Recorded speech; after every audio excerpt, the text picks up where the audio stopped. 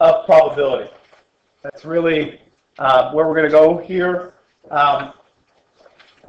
And you'll see through the examples kind of what I'm talking about as we blend what we did with the last chapter to what we're actually going to do in this chapter and move forward here. And chapter 8 is going to even get into our sampling again. So things are going to start connecting at some point. We will get back to that normal distribution. Not quite yet. We'll get to normal distribution.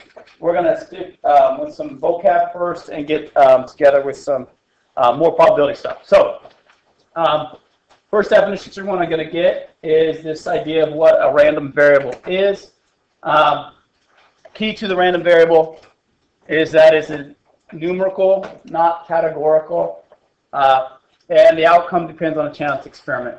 So we're going to look at things kind of loosely based on an experiment.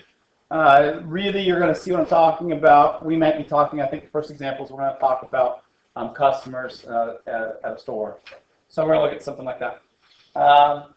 Okay, to go to the next page? No. Can I turn off the lights? Yeah. Anybody print up their notes? I did. There you go. So one of these copy stuff down. Print up your notes.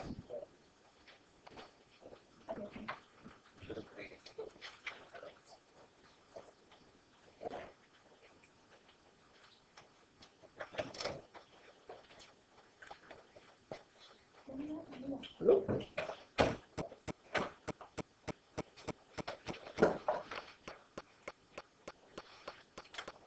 Things that we're going to really be connecting or focus on in this part, or as we kind of go today, is outcomes.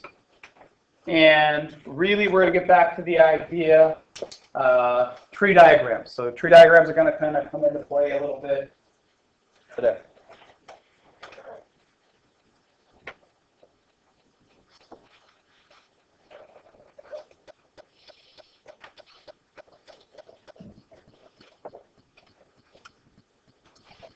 Okay. Properties of the discrete random variable is this. Property distribution for the random variable is a probability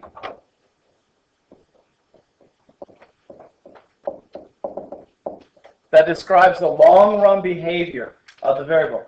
Long-run behavior matches with our theoretical probability.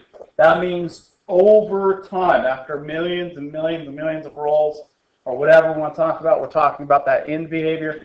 We're not talking about what happens just 3 times, but we're going to apply that in a second. Probability distribution of a discrete random variable gives the relative frequency, which means how often it happens, associated with each x value. 2 ways that we're going to do it in this class. It's going to be both a table and a histogram. And you guys know how to make histograms? I'll show you how that works today.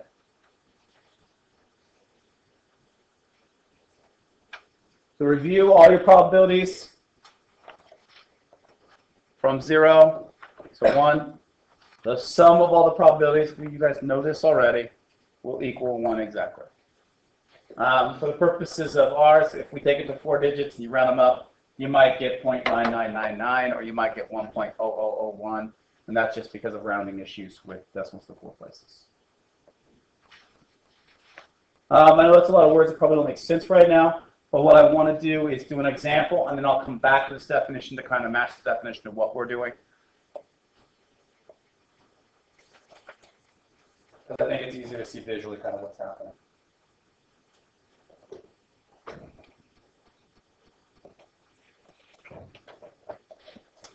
Okay, move? Nope.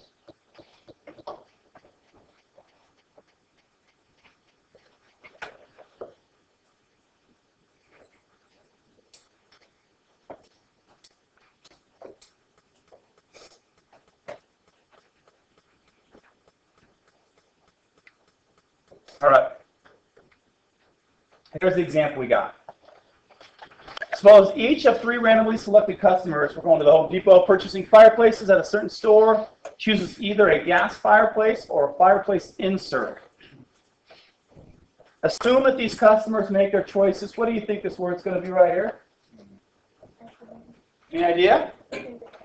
Independently is correct. Yes. Sir. Next time we come into class, we've got to bust the hole. Yeah. Okay. I don't want to interrupt.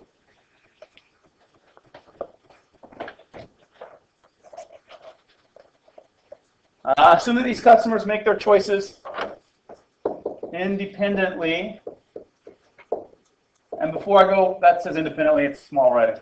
Sorry. Of one another, and that 30% of all customers select a gas fireplace. Now here's the deal. Before I get farther on this problem, I want to talk about why this independent idea is so important.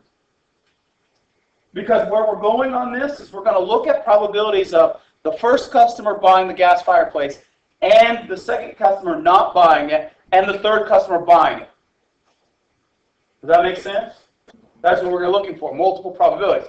And do you notice when I say that word and, if they're independent, that is an intersection, isn't it? And if they're independent events at an intersection, what can I do to those probabilities?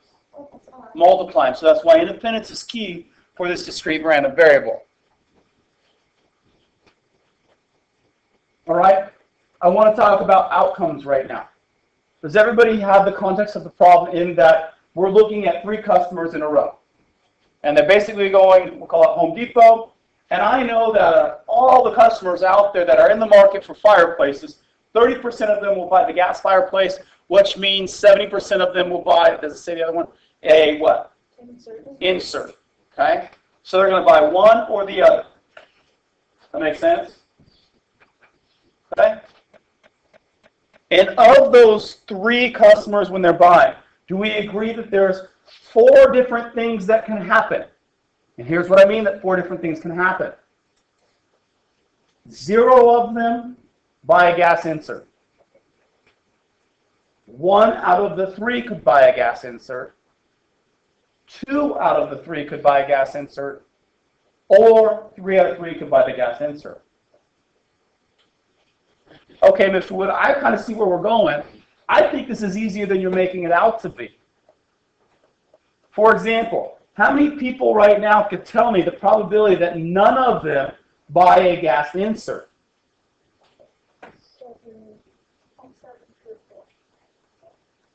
0.7 to the what? Third? Ann says 0.7 to the third. Some people are shaking their head just because it's Ann.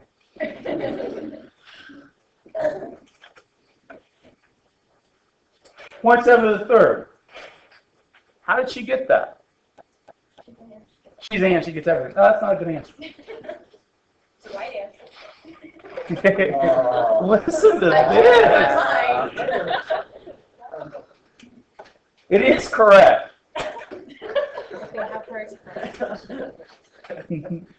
Have her explain because she knows what she's doing. Let's look at it this way. Let's look at a tree diagram here. And here's what I want to do on that tree diagram. Let's look at the next 3 customers. So we're going to come in. We're going to start here, and let's say this is the first customer. What's the probability that he will buy the gas one?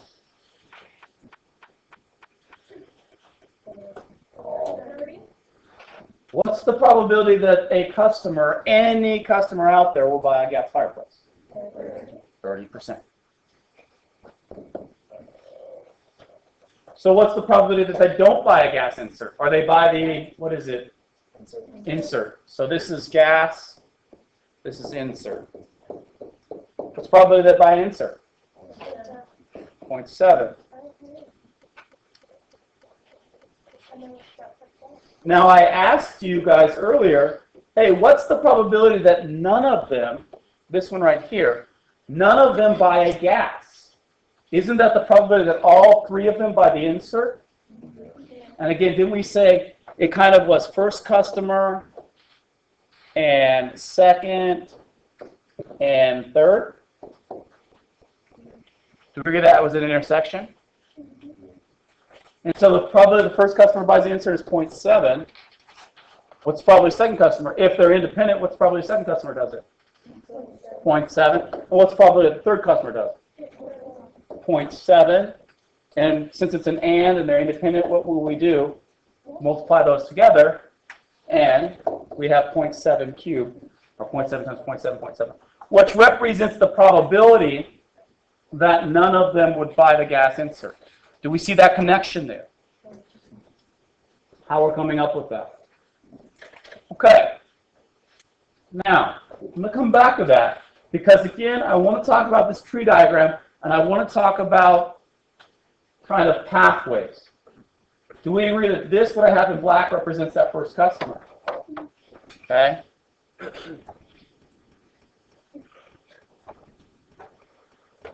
Now, I want to draw the second customer here.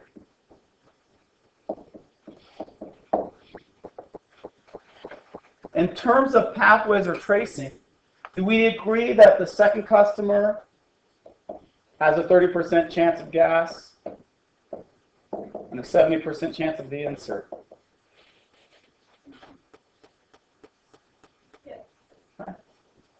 And don't I have to put that exact same tracing here?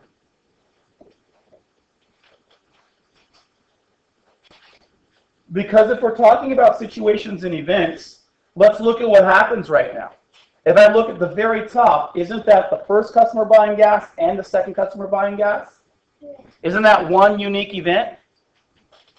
And then isn't the first customer buying gas and the second customer buying an insert, isn't that another unique event? And then we have a unique event of an insert and then gas, and then we have a unique event of insert and insert. Do we see all four of those tracings? Yes? Okay. Then let's look at the third customer now.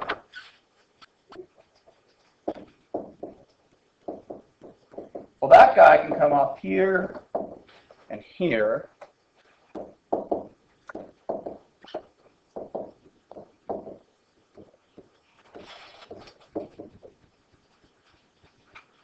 And with this,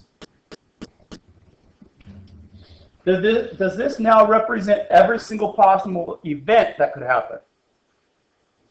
And follow the tracings. In other words, I don't want to highlight it right now, but if you follow my hand, the first customer buying gas, the second customer buying an insert, and the third customer buying gas would be that middle tracing right there. That middle outcome. Okay?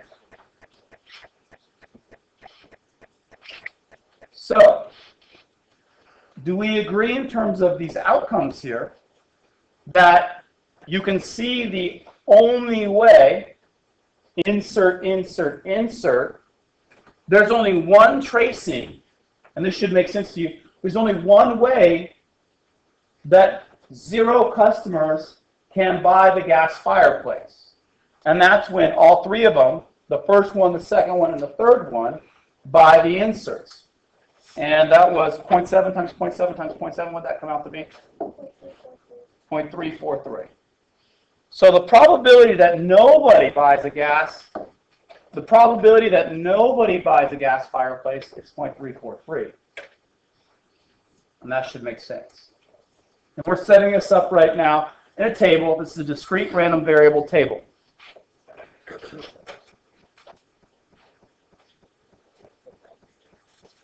Okay. Let's look at the other one that's kind of unique, which is everybody buying the gas. Everybody buying the gas, do you agree that's going to be 0.3 times 0.3 times 0.3? What is that? 0.0 what? 0.027. All right. In your groups right now, I want you guys to come up with these other two probabilities.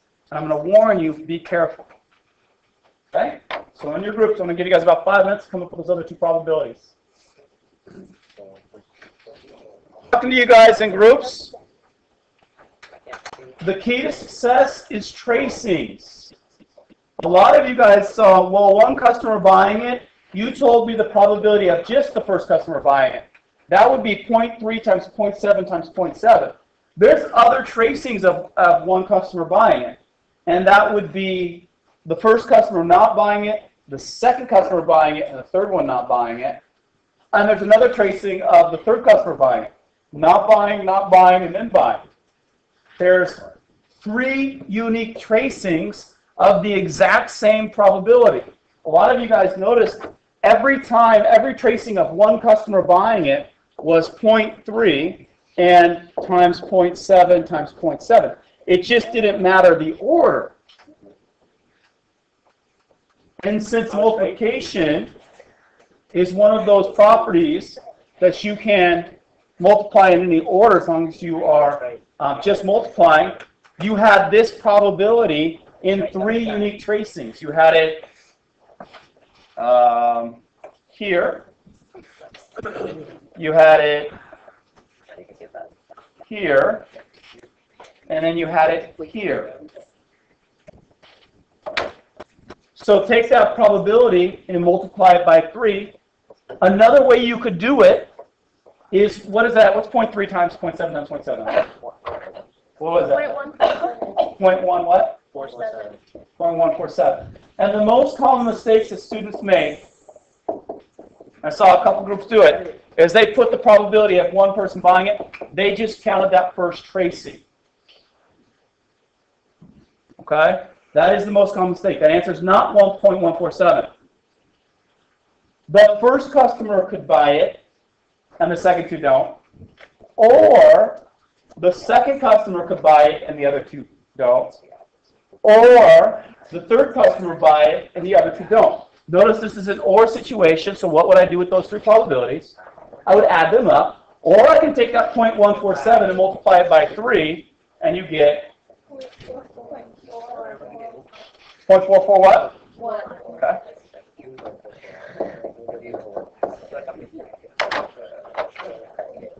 By the way, what's the easiest way to get to the probability of 2 right now? 1 minus the sum of the other 3. Isn't that a complementary event? Don't they all just up to 1? And so isn't that third probability, the one that's missing, have to be 1 minus the other 3? So that will work. The way that most of you guys did it, one tracing, this is 2 people buying it and 1 person not.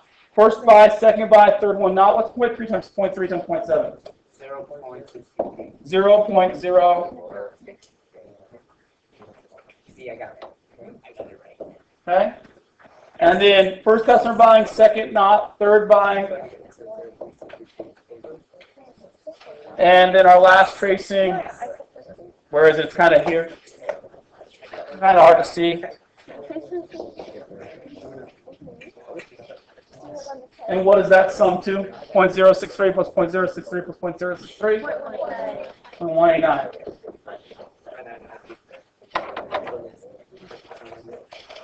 Okay.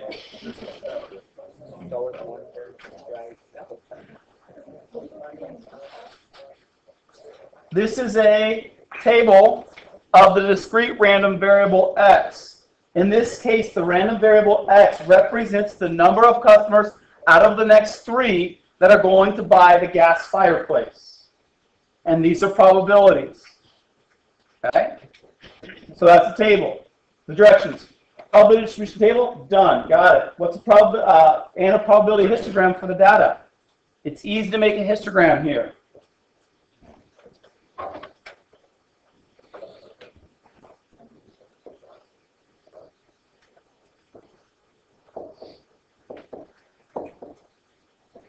Let's see, what's our highest probability? 0.4, so we'll go 0.5 up here. We'll call this 0.25. Histogram is similar to a bar graph, but we're talking about numerical data, so it's a histogram. Here's the catch. To make your histogram for these variables, center your probability around the number. So the probability of 0 will go from, if you're scaling your axes, negative 0.5 to positive 0.5. That's going to be a probability of 0.343. 0.343 will go up about here. And again, like I said, center from negative 0.5 to positive 0.5. They're always centered around that. The probability of 1 is 0.441. So 0.441, go up there. We'll call that 0.441.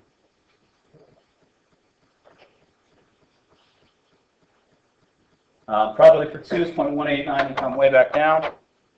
0.189.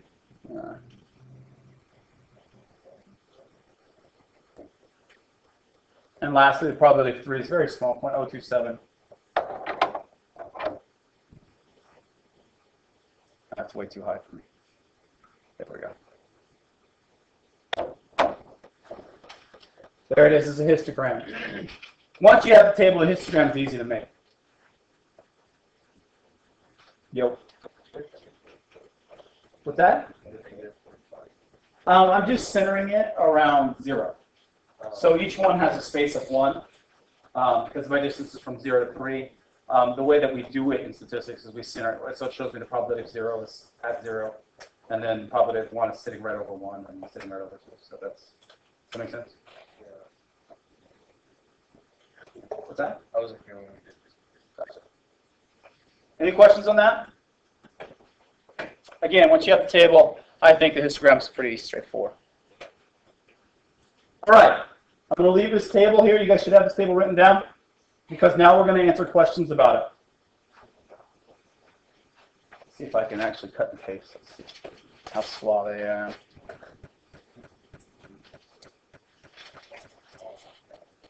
Did you guys really just say that song there? Let's go.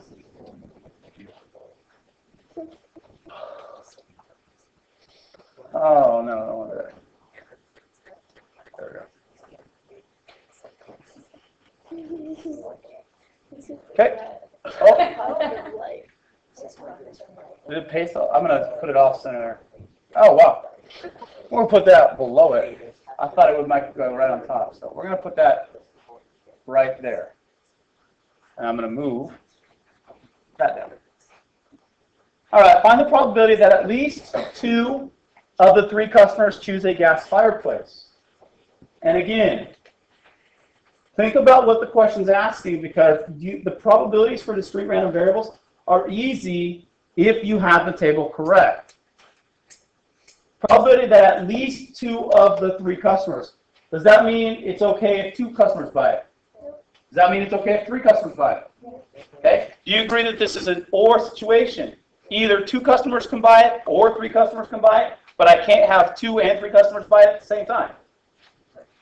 Okay? In other words, these are mutually exclusive or disjoint events, either 2 or 3. To find the probability of at least, we're going to add them together and subtract out the intersection. There's no intersection, so we're just going to add them together. And it should make sense to you that this probability would be the probability of 2 customers buying plus the probability of 3 customers buying, which is going to be 0.189 plus 0.027. I don't know what that comes out to be. Sounds all right.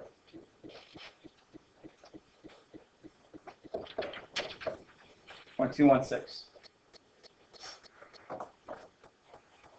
Find the probability that all 3 customers choose gas fireplace. That is already given to us. Not a lot of work there. What's that going to be? 0.027.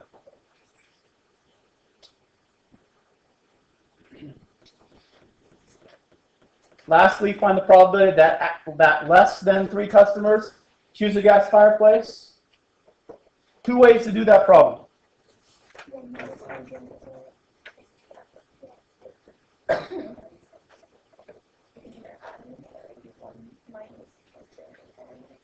Correct. You can either add them, 0 plus 1 plus 2, or you can go 1 minus the complement, which is 1 minus the probability that all 3, which will be 1 minus 0.027. Because you agree that C and D are complementary events. If you don't, you better, because they are complementary events. 0.973 there?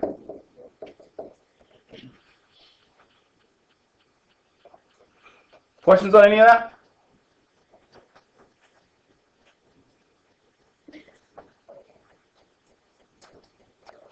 So we're good. It's just kind of pretty straightforward. Okay, good. All right, next up. A consumer organization that evaluates new automobiles customarily reports the number of major defects on a car examined. Let X denote the number of major defects on a randomly selected car of a certain type. A large number of automobiles were evaluated, and the probability distribution consistent with these observations is.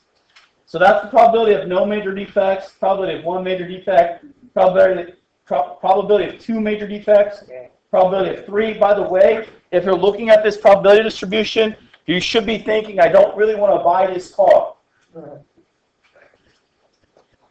Why do you not want to buy this car? Because 20% of the time it's going to have two major defects, 22% of the time it's going to have three major defects, and almost 20% of the time it's going to have four major defects. 20 plus 20 plus 20 is 60%. 60% of the time, roughly looking at this data, tells you that this car is going to have some major defects. And only a 4% chance of it not having any major defects. 96% of the time, you're going to have major defects or more. There's a really small chance you're going to have 9 major defects, though. True. So the quality control comes into place right about 7. Yeah. All right. I think we're clear. Does anybody need any clarification about what this chart's saying? Okay. So we've got, again, a discrete random variable distribution here. First problem I want to look at, both A and B. I want to make sure that you guys are clear with the difference between what A is asking and what B is asking. In your groups, go ahead and discuss it real quick, make sure you agree, and then I'll talk about it. Like 15, 20 seconds, go. Do we agree that the equal sign makes a big deal in the context of this problem? Because letter A is asking us the probability. It has 2, 3, 4, or 5 major defects. We agree with that? And letter B is asking for the probability of just 3 or 4 major defects. The equal sign means including, so inclusive. So find the probability between 2 and 5 inclusive, or including 2 and 5. Letter B says probability of between 2 and 5, and that's not inclusive because they don't have the equal sign. Okay? Definitely, that equal sign will come into play as we're looking at these probabilities because it definitely changes the probability here. Part A, probability between 2 and 5 inclusive. That means the probability of 2, 3, 4, and 5. This is an OR situation once again. We can have 2 defects, or we can have 3 defects, or we can have 4 defects, or we can have 5 defects. What am I going to do with those in order to find the probability? Add them up. Some of you guys already did it. Can't talk. You get 0.724 there. That's my math if I don't have that. Yep. Part B, find the probability that it is between 2 and 5, not counting 2, not counting 5. And that should be 0.223 plus 0.178. 0.401.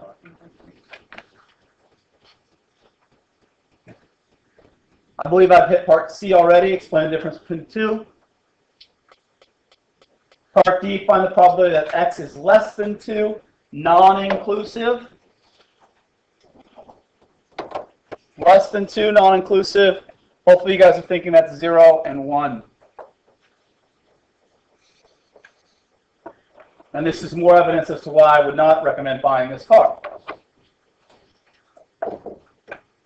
You only have a 5.1% chance that it has less than 2 defects. Don't buy this car. Very reliable. Yeah. It must be a Ford. You guys know what Ford stands for, right? Fixed or repaired daily?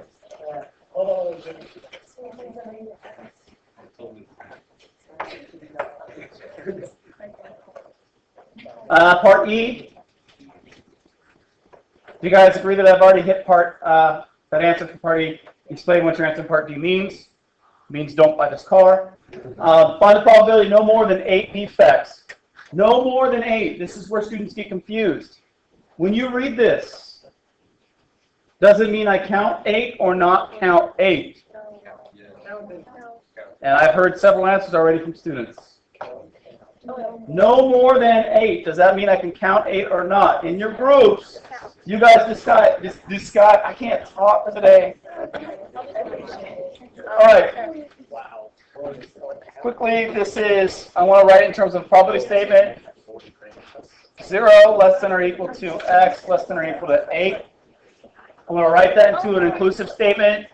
Make sure you agree that it actually is including 8 in the context of this problem. That tends to be the hardest part of this discrete random probability. Context. Include it or don't include it, because that's the difference between right or wrong. No more than 8 means it's okay if it's 8, just not more than it. So all you need to do is sum up 0 through 8, and you'll get that probability. Some of you guys already have it. What is it? Too many numbers? Can you just do 1 minus 0.004? Those don't all sum to 1. So you could, but you have to figure out what 10 is. I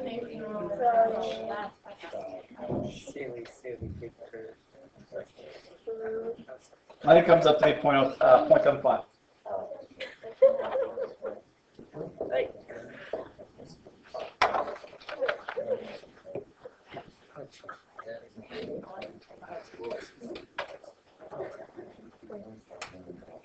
So there's a 75 chance that Yes. Which actually, what's worse than this is that there's a 25% chance, which is 1 in 4, that have 9 or more major defects. So that means if all 4 of you guys bought that car, 1 in 4 of you would have more than 8 defects. 1 of you guys would have more than 8. You guys, I don't know. That's a harder probability because there's only 3 of you in that group. 4, 3. Yeah.